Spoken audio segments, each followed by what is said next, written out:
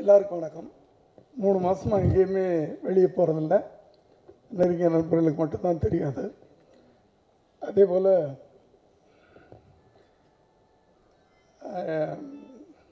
இதில் கலந்துக்க முடியாத சூழ்நிலையில் இருந்தேன். ஃபாத்திமா என்னை நேராக கூப்பிடும்போது மனுஷமா என்னால் வர முடியலன்னு சொன்னேன். பட் நேற்று ராத்திரி ஒரு 6 மணிக்கு விஜய் ஆண்டனி ஃபோன் பண்ணி, நீங்கள் பட்டுக்கிட்ட மாட்டேன்னு சொல்லிட்டீங்களா, ஆனால் அப்படி நீங்கள் வரணும், இன்னொரு வார்த்தை சொன்னார். அதனால தான் நான் இங்கே நிற்கிறேன். நீங்கள் வந்தால் நான் சந்தோஷப்படுவேன்னார். நான் இங்கே இந்த ஒரு அரை மணி நேரம் இங்கே இருக்கிறதுனால ஒரு மனிதன் சந்தோஷப்படுகிறான் என்றால் அந்த சந்தோஷத்தை கொடுக்கலாமேன்னு தான் நான் வந்திருக்கிறேன். ஏன்னா அடுத்தவங்களுக்கு சந்தோஷத்தை கொடுக்குறதுன்றது ஒரு பெரிய விஷயம். நான் ரொம்ப உழைச்சிட்டேன், ஓடிட்டேன், ஆட்டம் போட்டேன். அதனால தான் கடவுள் பார்த்தாரு, ஆடாதடா ஆடாதடா மனிதா, ரொம்ப ஆட்டம் போட்டால் அடங்கிடுவ மனிதான்னு சொல்லிட்டு ஒரு 3 மாதம் வீட்டில் போட்டார். முதல் முறையாக இந்த விழாவில் கலந்துக்கிறேன். அதில் உண்மையாக நம்ம நேசிக்கக்கூடிய ஒரு குடும்பத்தின் விழாவில் நான் கலந்துக்கிறதுல ரொம்ப என்னால் முடியலைன்னா கூட அதில் கண்டிப்பாக கலந்துக்கிறணும்னு வந்தேன். ஆனால் கொஞ்சம் லேட்டாக வந்துட்டேன். எல்லோரும் அந்த முதல் 5 நிமிஷம் பேசிக்கிட்டே இருந்தாங்க. நான் அதை பார்க்கல, கொஞ்சம் லேட்டாக தான் வந்தேன். ஆனால் படத்தின் வெற்றியை அந்த விஜய் ஆண்டனியின் படத்தின் வெற்றியை அவருடைய ட்ரெய்லரை பார்த்தோ பாடல்களை பார்த்தோ அந்த ஆரம்பம் பார்த்தோ சொல்ல வேண்டிய தேவையில்லை.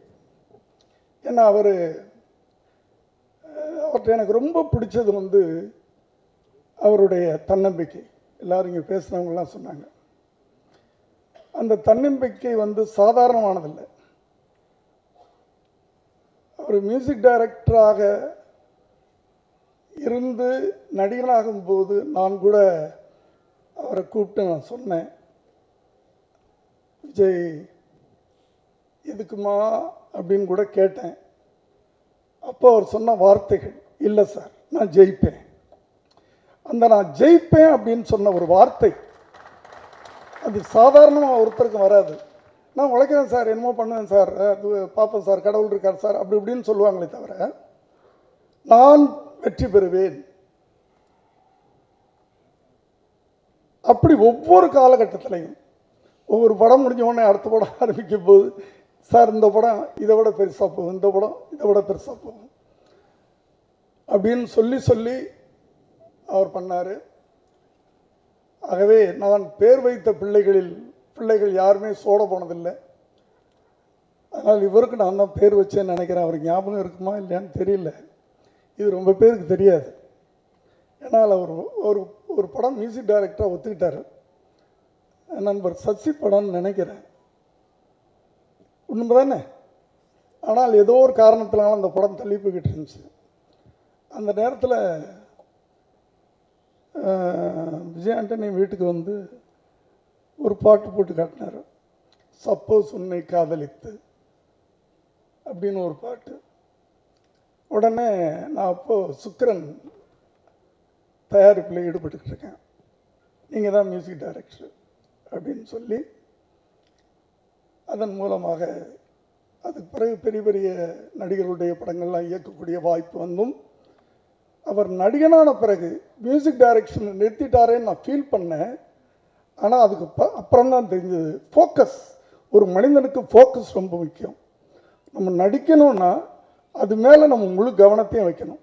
வேறு ஒரு வருஷத்துக்கு ஒரு 10 படம் மியூசிக் பண்ணால் பணம் வரும், அதுலெல்லாம் கவனம் போச்சுன்னா இதில் போயிடும் அப்படின்றதுக்காகத்தான் அவர் மியூசிக் டைரக்ஷனை நிறுத்தினார் நினைக்கிறேன் நான்.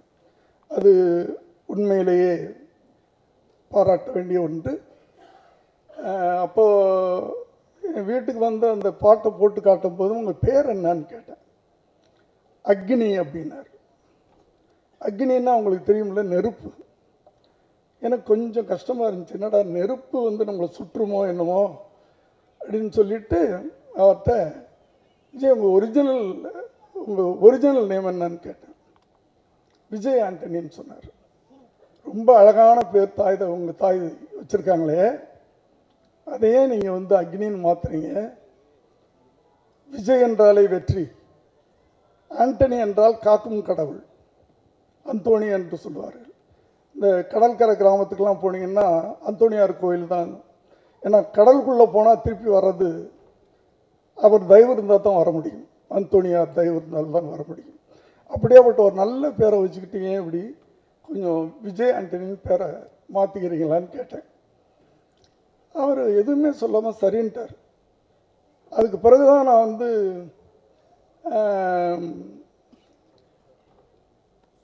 பட்டுக்கிட்டையெல்லாம் பேசக்கூடிய ஒரு வாய்ப்பு வந்துச்சு. பட்டுன்றது வந்து அவருடைய மனைவி. நான் பட்டுன்னு கூப்பிட்டு பழக்கம், பட்டுன்னு. அவங்க சொன்னாங்க, அவர் ரொம்ப பிடிவாதக்காரராச்சு அங்கிள், எப்படி ஒத்துக்கிட்டார் அப்படின்னு கேட்பாங்க. அது என்னமோ ஏன் நல்ல நேரம் நினைக்கிறேம்மா அப்படின்னு சொல்லிக்கிட்டேன். இப்படி இன்னைக்கு பார்த்தீங்கன்னா அவருடைய வளர்ச்சி எனக்கு பிரமிப்பாக இருக்கிறது, சந்தோஷமாக இருக்கிறது. என்னுடைய மகன் வளர்ச்சியை பார்த்து எந்த அளவுக்கு நான் சந்தோஷப்பட்டனோ அதே மகிழ்ச்சி இவருடைய வளர்ச்சி ஒவ்வொன்றையும் பார்த்து நான் சந்தோஷப்பட்டுக்கிட்டு இருக்கிறேன். அவர் இன்னும் வளரணும், ஏன்னா அந்த அளவுக்கு அவர்கிட்ட பொட்டன்ஷியல் இருக்குது. ஏன்னா அவர் வந்து கதையை செலக்ட் பண்ணுறது, தங்கிட்ட இருக்கிற மைனஸ் என்னன்னு முதல்ல அவர் புரிஞ்சுக்கிட்டார். அதனால தான் அந்த கதையை செலக்ட் பண்ணி அதை ஸ்க்ரீன் பிளே எப்படி பண்ணணும்னு தெரிஞ்சுக்கிட்டு அதை எப்படி நம்ம வந்து ஆடியன்ஸ் கொடுக்கணும்னு தெரிஞ்சுக்கிட்டு அந்த அந்த ப்ராஜெக்டில் யார் நடித்தாலும் வெற்றி அடையும் அப்படின்ற ஒரு நிலைமையில் தன்னை கொண்டு போய் அங்கே வச்சுக்கிறார். அது ரொம்ப எல்லா நடிகர்களுக்கும் வரக்கூடிய ஒரு இது கிடையாது. இவர் அதைத்தான் முதல்ல தனக்கு என்ன வரும், தன்னால் என்ன பண்ண முடியும் அப்படின்னு தெரிஞ்சுக்கிட்டு அதுக்கேற்ற மாதிரி கதைகளை செலக்ட் பண்ணிக்கிட்டு இருக்கிறாரு. எல்லோரும் சொன்னாங்க அவருடைய டைட்டில்லாம் வந்து ஆன்டியாக இருக்கும் அப்படின்னு சொல்லிட்டு. டைட்டில் மட்டும்தான் ஆன்டியாக இருக்கும். அவர் மிக மிக பாசிட்டிவான கேரக்டர். பாசிட்டிவ்னா எல்லாத்துலேயும் பாசிட்டிவாக இருப்பார். நான் ஜெயிப்பேன், இந்த படம் ஜெயிக்கும், இந்த பாட்டு போட்டால் அந்த பாட்டு ஹிட் ஆகும் அப்படின்னு சொல்லக்கூடிய ஒரு பாசிட்டிவ் திங்கிங், பாசிட்டிவான மனிதர். அவருடைய இந்த ப்ராஜெக்ட் இதில் சம்பந்தப்பட்ட இந்த சைத்தானின் சம்பந்தப்பட்ட அத்தனை பேரையும், குறிப்பாக இயக்குனர், நான் ஒரு இயக்குனராக அவரை வாழ்த்துகிறேன். வெற்றி பெற வேண்டும் என்று வாழ்த்து விடைபெறுகிறேன். நன்றி, வணக்கம். ரொம்ப எக்ஸைட்டிங்காக இருக்குது. இந்த நாளுக்காக நாங்கள் ரொம்ப நாள் வெயிட் பண்ணிகிட்டு இருந்தோம் சார். ஸோ இந்த ஸ்கிரிப்டை வந்து நாங்களும் என் ஃப்ரெண்டு கார்த்திக்கும் தான் ஸ்டார்ட் பண்ணோம். ஸோ அதுக்கப்புறமா வந்து நான் சன் டிவியில் ஒர்க் பண்ணிகிட்டு இருந்தேன். அப்புறம் என்னுடைய பாஸ் விஜய் சார் வந்து என்னை ரெஃபர் பண்ணார் விஜய் ஆண்டனி சார்கிட்ட. அப்புறம் நான் ஒரு நாள் வந்து விஜய் ஆண்டனி சாரை வந்து கதை சொன்னேன். சொன்ன உடனே விஜய் ஆண்டனி சார் வந்து நம்ம பண்ணலாம் சார் அப்படின்னு சொல்லிட்டாரு. ஸோ அப்போலேருந்து விஜய் ஆண்டனி சார் சொல்லிக்கிட்டே இருப்பார், இந்த படம் வந்து சார் நம்ம படம் பெரிய படம் சார், நம்ம படம் பெரிய படம் சார் அப்படின்ட்டு. இப்போ தான் தெரியுது உண்மையிலே சைத்தான் ரொம்ப பெரிய படம் சார். ஸோ ரொம்ப எக்ஸைட்டிங்காக இருக்குது. வந்தவங்க எல்லாருக்கும் தேங்க்யூ சார். பிச்சைக்காரன் ஷூட்டிங் போய்ட்டு இருந்த சமயத்தில் ஒரு 2 தடவை இந்த சைத்தான் பட யூனிட் போயிருக்கேன், லொக்கேஷனுக்கு போயிருக்கேன்.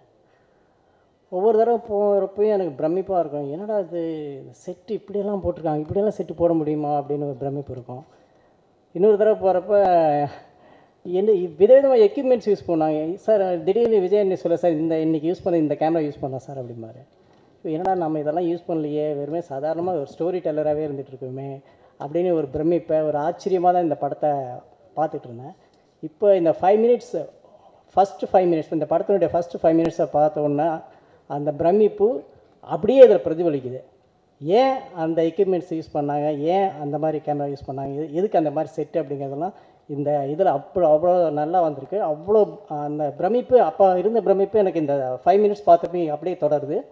ஸோ பிரதீப் அண்ட் விஜய் ஆண்டனி, சைத்தான் வசூலில் பெரிய பேயாட்டம் போடுன்னு வாழ்த்துறேன். நன்றி. விஜய் ஆண்டனி ஒரு சினிமா வெறிபிடித்த சைத்தான். அவருக்கு சினிமா தவிர எதுவுமே தெரியாது. 100% ஒரு சினிமாக்காரன்னா அது நிச்சயமாக விஜய் ஆண்டனி அவர்கள் தான். ஆனால் உலகத்தில் முதல் முறையாக சைத்தான் ஜெயிக்கணும்னு வாழ்த்த வச்சது உங்களுக்கு அது பெரிய வெற்றி. நம்ம எல்லாரும் சொன்னான்ட்டு சைத்தான் ஜெயிக்கணும்னு சொல்லிட்டு இருக்கோம். அதுதான் உலகத்திலேயே முதல் முறையாக நடக்குது. அந்த வகையில் இதுவே முதல் வெற்றி உங்களுக்கு. நமக்கு வந்து தன்னம்பிக்கையை பற்றி ஆயிரக்கணக்கான புத்தகங்கள் வந்திருக்கு. அது இப்போது கடைசியாக வந்திருக்கிற புத்தகத்தின் பெயர் விஜய் ஆண்டனி. ஏன்னா அவருடைய தன்னம்பிக்கை தான் அவருடைய வெற்றி. அவருடைய தன்னம்பிக்கை என்ற புக்கில் ஒரு மிக முக்கியமான ஒரு அத்தியாயம் இருக்குது. அது வந்து பெண் நம்பிக்கை. அதுதான் ஃபாத்திமா விஜய் ஆண்டனி அவர்கள். சகோதரி ஃபாத்திமா விஜய் ஆண்டனி இந்த சைத்தானையே கட்டியாளும் ஒரு தேவதை. அவர்கள் இல்லாமல் எங்கள் எதுவுமே இல்லை. சகோதரிக்கு என்னுடைய வாழ்த்துக்கள். அதே போல் பிச்சைக்காரன் படம் பார்த்துட்டு ரொம்ப பிடிச்சி போய் அந்த டெக்னீஷியன்ஸ் அவ்வளோ பேர் ஆர்டிஸ்ட் எல்லாத்தையும் நான் வர வச்சு என்னுடைய கடவுள் இருக்காங்குமார் படத்தின் துவக்க விழாவில் எல்லாத்துக்கும் மெடல் கொடுத்து என்னுடைய மகிழ்ச்சியை தெரிவித்தேன். அதே போன்ற ஒரு வாய்ப்பு எனக்கு சைத்தானிலும் கிடைக்கும் என்ற நம்பிக்கை எனக்கு வந்திருக்கு. ஏன்னா அந்த படத்தோட அவர் காமிச்ச அந்த விஷுவல்ஸ் அப்படி ஒரு எக்ஸ்பெக்டேஷனை உருவாக்கும். நிச்சயமாக அவருடைய படங்கள்லேயே இது மிகப்பெரிய ஓப்பனிங் கொடுக்கும். நான் விஜய் சார்ட்ட சொன்னேன், இதை வந்து நிச்சயமாக எல்லா சேனல்லையும் ப்ரொமோட் பண்ணுங்கள். இது நமக்கு இங்கே கிடைச்ச இந்த அதிர்வலை தமிழகம் உலகமெல்லாம் ஒரு அவ்வளோ ரசிகர்களுக்கு அது கிடைக்கணும். அந்த எக்ஸ்பெக்டேஷன் உருவாகும். அப்படி ஒரு ஓப்பனிங்கை நீங்கள் தைரியமாக வச்சுருக்கீங்க. அது நிச்சயமாக எக்ஸ்பெக்டேஷனை கொடுக்கும் அப்படின்னு நான் அவர்கிட்ட சொன்னேன். அதே போல் அந்த படம் நிச்சயமாக ஒரு மாபெரும் வெற்றியை விருதுகளை அளித்தரும் என்று நம்பிக்கையோடு இருக்கிறேன். அதே போல்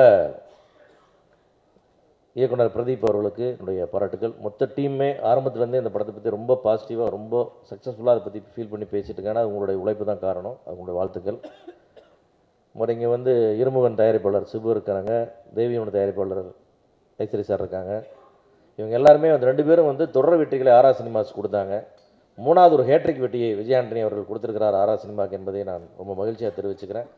நிச்சயமாக ஆரா சினிமா மேலும் மேலும் தொடர்ந்து வெற்றிகளை கொடுத்து ஒரு மிகச்சிறந்த விநியோகஸ்தராக தமிழ் திரையுலகுக்கு மேலும் மேலும் அவர் நிறைய படங்கள் அவங்க வாங்கணும். அவங்களே வாழ்த்தி மொத்த டீமுடைய வாழ்த்துக்களை தெரிவிச்சுக்கிறேன். நன்றி. தேங்க்யூ. விஜய் ஆண்டனி சாரை எனக்கு அவ்வளோ பழக்கம் கிடையாது. ஆனால் அவருடைய படம் முதல் படம் நான் படம் பார்த்தேன். பார்த்துட்டு அவர்கிட்ட என்னுடைய ஃப்ரெண்டு ஒருத்தர்கிட்ட இருந்து நம்பர் வாங்கி அவருக்கு நான் ஃபோன் பண்ணி, சார் நான் ஐஸ்வரி கணேஷ் பேசுகிறேன், உங்கள் படம் பார்த்தேன் சார், ரொம்ப பிரமாதமாக இருந்ததுன்னு சொல்லி அன்னிலேருந்து இன்ன வரைக்கும் நானும் அவரும் ஒரு நல்ல நண்பர்களாக இருந்துகிட்டு இருக்கோம். அதுக்கு அதே மாதிரி அடுத்த படம் சலீம் பார்த்துட்டோம். ஃபோன் பண்ணி அதாவது எப்போ அவர்கிட்ட பேசுகிறதுன்னா அவருடைய படம் பார்த்து அன்றைக்கி ஃபஸ்ட் டேவே நான் போய் பார்த்துருவேன். பார்த்துட்டு அன்றைக்கி நைட்டே அவர்கிட்ட பேசிடுவேன். அதே மாதிரி தான் அடுத்த படம் இந்தியா பாகிஸ்தான் பார்த்துட்டு அதுக்கப்புறமா பிச்சைக்காரன் பார்த்துட்டு அவருக்கு ஃபோன் பண்ணி இதான் ஒரு படமும் பார்த்துட்டு ஒரு படம் சார் டீசெண்டாக இருந்தது, டிஃப்ரெண்ட்டாக இருந்தது அப்படின்னு சொல்லுவேன். இன்றைக்கி என்ன இந்த ஃபங்க்ஷனுக்கு கூப்பிட்ருக்காரு, ரொம்ப சந்தோஷம். இதில் இன்னொரு பெரிய சந்தோஷம் வந்து என்னுடைய அருமை நண்பர் மகேஷ் ஆரோ ஃபிலிம்ஸ் வந்து இவங்களோட ஜாயின் பண்ணியிருக்காரு. அவர் வந்து இப்போது லைனாக இருமுகன், தேவி, அடுத்தது சைத்தான் இந்த மாதிரி வெற்றி படங்களையாக கொடுத்துட்ருக்காரு. மேலும் மேலும் அவரும் இதில் சேர்ந்ததுனால நிச்சயமாக இந்த படமும் வெற்றி படமாக அமையும். அதுக்கு முன்னாடியே இந்த ட்ரெய்லர் பார்த்த உடனே ட்ரெய்லரையே ரொம்ப மிரட்டியிருக்காங்க. இன்னும் படத்தை பார்த்தா எப்படி இருக்கும்னு தெரியல. மிக பிரம்மாண்டமாக இருந்தது. உடனே இப்போது விஜய் ஆண்டனி சார் சொன்னார், இந்த டைரக்டர் யார் இப்போ டைரக்டர் அப்படின்னு பேசிகிட்டு இருக்கும்போது சொன்னார், அவர் இப்போவே உடனே ஒரு படத்தை சிபி வச்சு பண்ணிகிட்ருக்காரு, அந்த ஷூட்டிங் போயிட்டுருக்குன்னு. ஸோ எந்த அளவுக்கு இருந்தாருன்னா ஒரு படம் இன்னும் ரிலீஸ் ஆகிறதுக்கு முன்னாடியே இன்னொரு படம் டைரக்ட் பண்ணால் அவரும் மேலும் நல்லா வர்றதுக்கு என்னுடைய மனந்தமான அந்த வாழ்த்துக்கள். நிச்சயமாக இந்த படம் மிகப்பெரிய அளவில் வெற்றி அடைய வேண்டும் என்று ஆண்டவனை வேண்டி விடைபெறுகிறேன். நன்றி, வணக்கம். பட் நான் என்ன சொன்னாலும் வேறு ஏதாவது தலைப்பு அவங்க போட்டுடுறாங்க, அதான் பயமாக இருக்குது. ரஜினி சார் ஆரம்ப கால படங்கள் பார்த்தீங்கன்னாக்க ஃபாஸ்ட்டாக பேசியிருப்பார். ரீவோட படம் நீங்கள் வேணால் போங்க நான் வரலைங்கிறாராம். ஒரு ஆட்டம் பாம் வந்து வெடிக்கிறதுக்கு முன்னாடி டைம் பாம் செட் பண்ண மாதிரி அவருக்கு ஒரு கேரக்டர் அமைஞ்சுது. 16 வயதில் ரிலீஸ் ஆனதுக்கு அப்புறம் தான் பரட்டை பரட்டை பரட்டை பரட்டன்னு ரஜினி சார் பெரிய ஹிட் ஆனார்.